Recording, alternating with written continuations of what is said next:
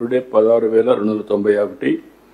Total PDF yet to be shifted 21,769.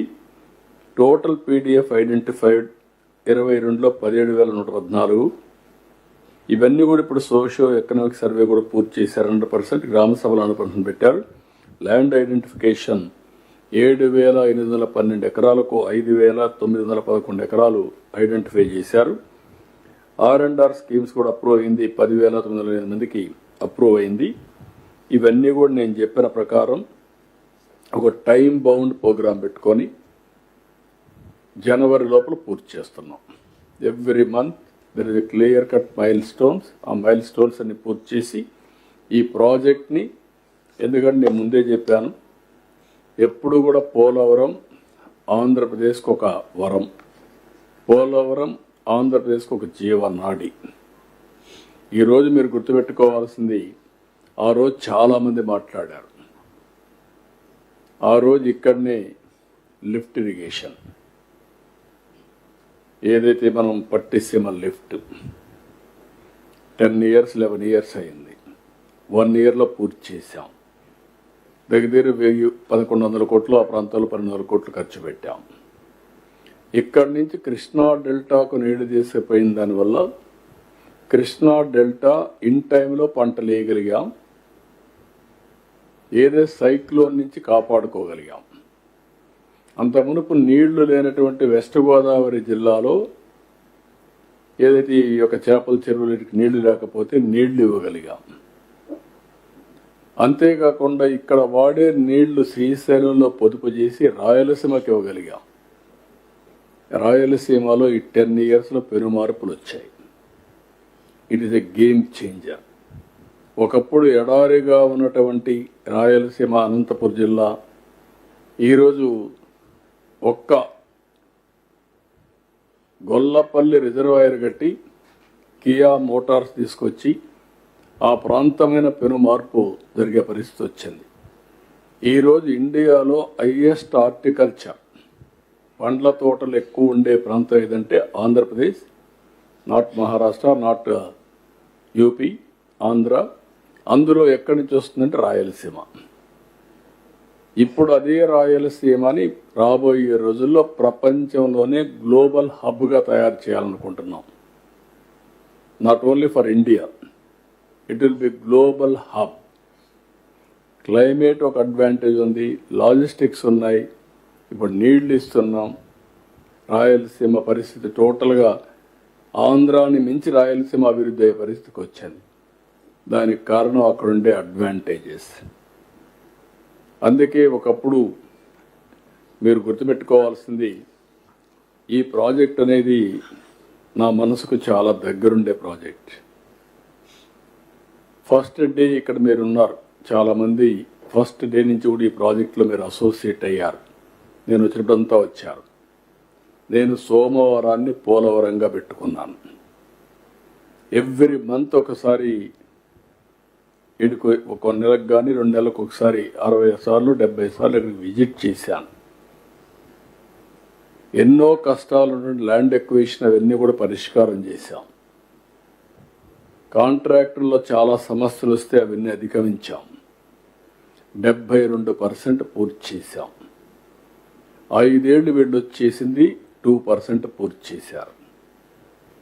మళ్ళీ పట్టిసీమని మాట్లాడితే పట్టిసీమ అనవసరం, ఎక్కడ నీళ్లు తీసిపోతారని మాట్లాడారు, రాజకీయం చేశారు. పట్టిసీమను కట్టనీయకుండా చేయడానికి విశ్వ ప్రయత్నాలు చేశారు. ఆ రోజు నేను పట్టిసీమను కానీ చేయకుండా ఉండుంటే ఈరోజు రాయలసీమకు అన్ని నీళ్లు ఇచ్చేవాళ్ళం కాదు. రాయలసీమకు అన్ని నీళ్లు ఇవ్వకపోయి ఉంటే రాయలసీమ ఈరోజు ఇంత అభివృద్ధి అయ్యేది కాదు. ఈ సంవత్సరం మీరు ఒక్కసారి చూస్తే నాకు ఒక్కొక్కసారి అనిపిస్తుంది, మీరు అందరూ కూడా చూశారు, నేను ఎంత అటాచ్ చేయాలంటే ఈ ప్రాజెక్టుతో. నాకు ఒక జీవితంలో ఒక కోరిక, ఒక ఆశయం, పోలవరం పూర్తి కావాలి, నదులు అనుసంధానం చేయాలి, తద్వారా ఈ రాష్ట్రంలో కరువు అనే మాట రాకుండా చేయాలని చాలా ప్రయత్నం చేశాను. ఆ తర్వాత వీళ్ళు చేసిన తర్వాత కొన్ని రోజులు నిద్రపోని పరిస్థితులు ఉన్నాయి. ఇద్దరు రాని పరిస్థితి ఉంది. ఇంత మంచి ప్రాజెక్ట్ని గోదావరిలో ముంచేశారని చాలా బాధపడ్డాను. నాకంటే ఎక్కువ బాధపడిన వాళ్ళు ఉన్నారు. ఎందుకంటే this is my brain child. First day మీరు గుర్తుపెట్టుకోవాలి, ఈ ప్రాజెక్టు నేను ముఖ్యమంత్రి అయిన తర్వాత 2014 ఎలక్షన్స్ అయిన తర్వాత 7 మండలాలు తెలంగాణలో ఉన్నాయి. ఆ రోజు నేను ఒకే మాట చెప్పాను ప్రధానమంత్రి గారికి, రాజ్నాథ్ సింగ్, వెంకయ్య నాయుడు గారు ఉంటే ఒకటే చెప్పాను, 7 మండలాలు తెలంగాణలో ఉండి మీరు నేషనల్ ప్రాజెక్ట్ డిక్లేర్ చేస్తే ఆ 7 మండలాలు రాకపోతే ఇది ప్రాజెక్ట్ పూర్తి కాదు. దానివల్ల నేను ముఖ్యమంత్రి అయినా మీరు ఏమంటారు, మళ్ళీ తెలంగాణ ఒప్పుకుంటే తప్ప ఇది జరగదని చెప్పి అడ్డం పెట్టే పరిస్థితి వస్తుంది. కాబట్టి నేను ప్రమాణ స్వీకారం చేయను, మీరు 7 మండలాలు ఇస్తే తప్ప నేను చేయనంటే ఫస్ట్ టైం చరిత్రలో 7 మండలాలు ఇస్తూ ఒక ఆర్డినెన్స్ ఇష్యూ చేసి ప్రెసిడెంట్ ఆఫ్ ఇండియా క్లియరెన్స్ ఇచ్చిన తర్వాత, పాస్ చేసిన తర్వాత పార్లమెంట్ సమన్ చేశారు. ఇంతవరకు ఎప్పుడు జరగల. ఎవరైనా ప్రధానమంత్రి ప్రమాణ స్వీకారం చేస్తానే, మంత్రుల ప్రమాణ స్వీకారం చేస్తానే పార్లమెంట్ పెట్టి ప్రమాణ స్వీకారం చేసి తర్వాత రెగ్యులర్ బిజినెస్ స్టార్ట్ చేస్తారు. ఈ ప్రాజెక్ట్ని అట్లా కాకుండా అవుట్ ఆఫ్ టర్న్ తీసుకొని చేశారు. కాబట్టి ఆ రోజు ప్రధానమంత్రి గారు చూపించిన చొరవ కానీ బీజేపీ తీసుకున్న చొరవ వల్ల ఈరోజు ఆ ప్రాజెక్టు సాధ్యమైంది. లేకపోతే ఇంపాసిబుల్. ఈ ప్రాజెక్ట్ మళ్ళీ దీనికి సమస్యలు క్రియేట్ చేశారు.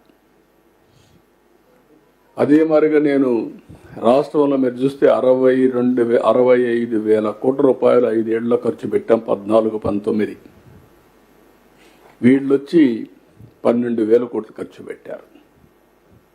రాయలసీమలో 12,000 కోట్లు ఖర్చు పెడితే వీడు 2,000 కోట్లు ఖర్చు పెట్టారు. నేను ఈ ప్రాజెక్టుల మీద అన్యాయం జరుగుతూ ఉంది అని నేను జిల్లాలో పర్యటన చేశాను.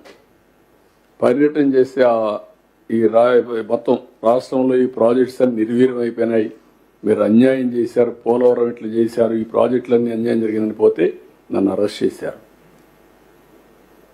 నా జీవితంలో ఒకటే గుర్తుపెట్టుకున్నా, ఎట్టి పరిస్థితిలో ఈ ప్రాజెక్ట్స్ అన్ని పూర్తి చేసి ఈ రాష్ట్రానికి ఎలాంటి ఇబ్బంది లేకుండా చేయాలనే సంకల్పంతో నేను ఫైట్ చేశాను. అందుకే ఈరోజు మీరు తీసుకొచ్చిన ప్రాజెక్ట్ కూడా జలహారతి అనే పేరు కూడా పెట్టి, ఎందుకంటే నాకంటే ఎక్కువ గౌరవం పొందిన వాళ్ళు ఎవరూ లేరు. స్వాతంత్రం వచ్చిన తర్వాత కంబైన్డ్ ఆంధ్రప్రదేశ్లో కానీ విడిపోయిన తర్వాత కానీ, ఆ తర్వాత నా సంకల్పం ఒకటే తీసుకున్నాం, ఎట్టి పరిస్థితిలో అన్ని ప్రాంతాలకు నీళ్ళు ఇచ్చి తద్వారా శాశ్వతంగా కరువు నివారించాలి. ఈ రాష్ట్రాన్ని నెక్స్ట్ లెవెల్లో ఆటో పైలట్లో పెట్టాలని ఒక నిర్ణయం చేసుకున్నా, ఒక సంకల్పం తీసుకున్నా, దాని ప్రకారం పనిచేస్తున్నా. ఆంధ్రప్రదేశ్ రాష్ట్రంలో నన్ను ఎగతాళి కూడా చేశారు. ఇంకుడు గుంతలు దవ్వితే ఇంకుడు గుంతలు దవ్వుతున్నాడు, కంటోర్ ట్రెంచెస్ అంటే దానికి ఎగతాళి చేయడం, చెక్ డ్యాములు అంటే ఆ చెక్ డ్యాములు ఎందుకని ఎగతాళి చేసిన సందర్భాలు ఉన్నాయి, అటు తెలంగాణలో కానీ ఇటు కానీ. నా సంకల్పం మొట్టమొదటి నుంచి కూడా ఈవెన్ అట్ వన్ స్టేజ్ బావుల ద్వారా రీఛార్జ్ కూడా చేశాం. పక్కన పోయే నీళ్లన్నీ తీసుకొచ్చి ఖాళీగా ఉండే బావుల్లో పైపులు వేస్తే ఆ నీళ్లన్నీ వచ్చి బావి అంతా నిండితే అక్కడి నుంచి పర్కులేషన్ కింద రీఛార్జ్ కింద వెళ్తాయని చెప్పి అవి కూడా చేశాం. ఈరోజు ground water recharge. I'm very happy. Please subscribe to Leo News for more videos.